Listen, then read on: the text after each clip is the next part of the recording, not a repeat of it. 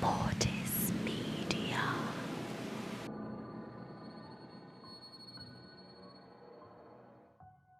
Number 1. A few years ago, I had to take care of my mentally handicapped cousin. She could get around well enough, but due to severe arthritis in her knees and ankles, she had to be watched, helped into the bath, and shit like that.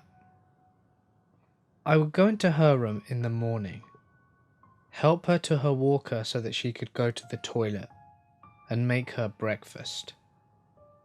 One morning in particular, I heard the running water in the bathroom. When I went to check in on her, I had to pass her room on the way to the bathroom. When I did, I saw that she was in her rocking chair in the corner, with her blanket over her head, rocking back and forth. "Don't leave the water on. You're going to flood the place," I said. I then went into the bathroom to shut off the faucet, and to my horror, my cousin was there, washing her face. I immediately ran back into the room, but it was just her blanket crumbled up in the rocking chair. My cousin wanted to know why I undid her bed. I didn't stay long after that. Number 2. I have a story that did not happen to me, but rather my friend's dad. This guy is not the type to bullshit, so I believe him 100%. My friend's dad, who we will call Jack, and his brother, who we will call Tom, lived with each other in the 80s. It was just the two of them living in the house with no one else. So this one night, Jack is coming home at night and walks into the living room to see a bunch of old people sitting around and talking. As he walks in, they all just quiet down and awkwardly look at him as he walks on by. He doesn't see Tom anywhere, so he just assumes that Tom will be back to attend his guests. Jack has work the next morning, so he goes into his room to get some sleep, but is kept up from all the people talking. He walks out from his room and is promptly met up by Tom, who is coming out of his room to tell Jack to keep his friends quiet. However, Jack was coming out to tell Tom to keep his friends quiet. They walk out from the hallway into the living room, only to find it completely empty, with the leftover smell of musk lingering in the air. Number 3. When I was growing up, there was an extra room upstairs in our house which we used as an office.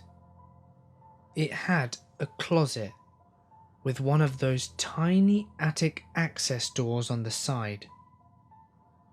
We'd sometimes all be downstairs watching TV, and we'd hear a creaking sound moving towards that room. The room in question happened to be next to mine, and occasionally I'd find the closet door open with the light on, and the little door to the attic cracked open when absolutely no one was about to open it or turn that light on. Not only that, there was a spot on the wall that our cat would always attack. Now our cat has been declawed, but just imagine the amount of effort it must have been to try and destroy this part of the wall. There was paint missing and clearly a lot of damage, as this cat really didn't like this spot. All of that is creepy enough. But one night, our dog, who never came upstairs without my father, started barking in the hallway by my room towards the office. She barked and growled for a bit and then began backing away into my room. She kept looking up as if she was staring at the face of a person coming towards her. She backed into my room, then squealed like she'd been stepped on, and ran into the far corner of my door and put her nose and eyes in the corner and whimpered. That was by far the worst incident. I picked her up and went downstairs to sleep on the couch. That was 14 years ago, and I'm still freaked out about it. I know for a fact that there was something in that house. Number 4. This story didn't actually happen to me personally, but rather to my mother. My mother is a very trustworthy person who at the time did not believe in the paranormal, but now is a firm believer, and I can't say that I don't blame her. According to my mother, the whole thing happened when I was very young. I don't remember it that well, but apparently I had always had an overactive imagination, and I was often found talking to an imaginary friend. Or so my mum thought it was an imaginary friend. I often referred to him as Jamie. He was apparently my best friend, and she says that I treated him like a brother.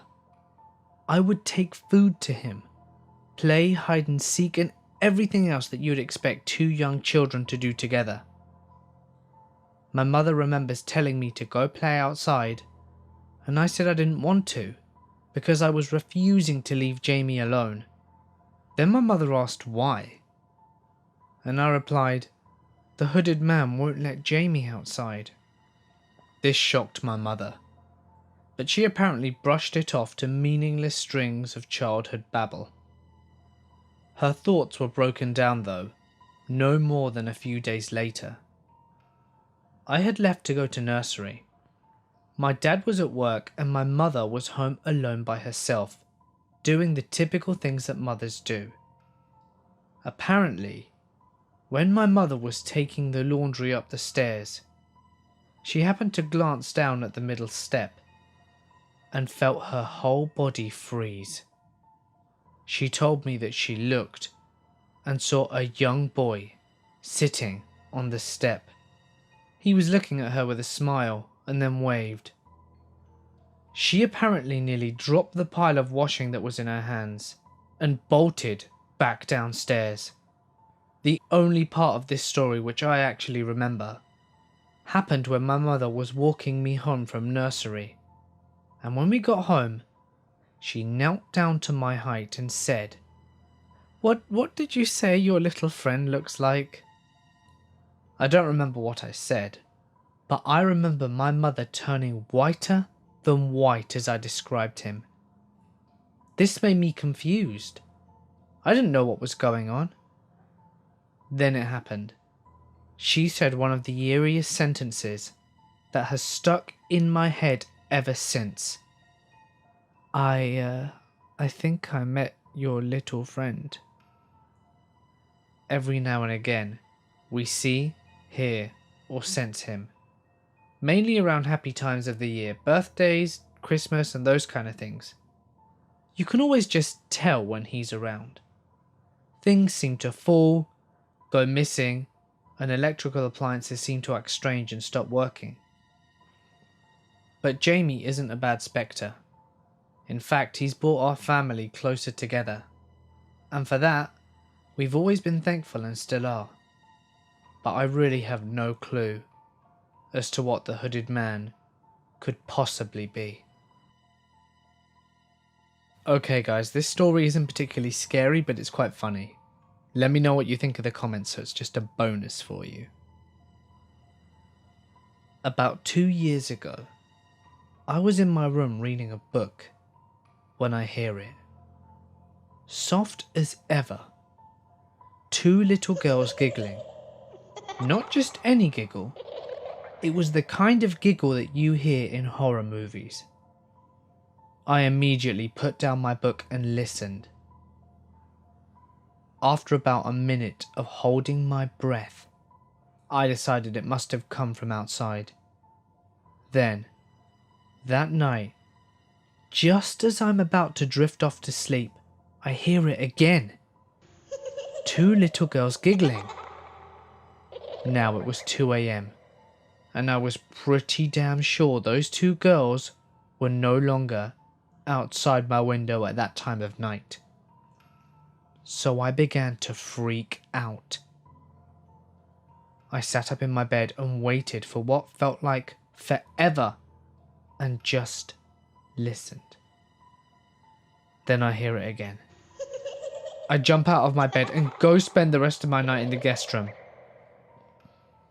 By next morning, I was convinced that my room was haunted.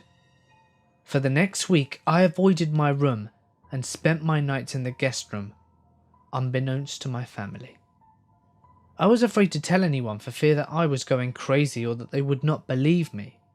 But every time I spent more than an hour in my room, I would hear the giggle of those 2 girls. And by the end of the week I was a mess. I could barely sleep. I was terrified of my own room. Then, one morning, my brother walks up to me and says, "Are you deaf or something?" Obviously I was confused, and further questioning, he tells me about this small device he had placed in my room. Apparently, it's some form of prank device that's easily hidden and can make a variety of different noises. My brother, however, chose the little girl's giggling sound, which is creepy as hell. He wondered why I hadn't heard it or said anything about it all week, and I just wanted to punch him in the face. So my room wasn't haunted after all. Moral of the story is, sometimes your brother is just an asshole.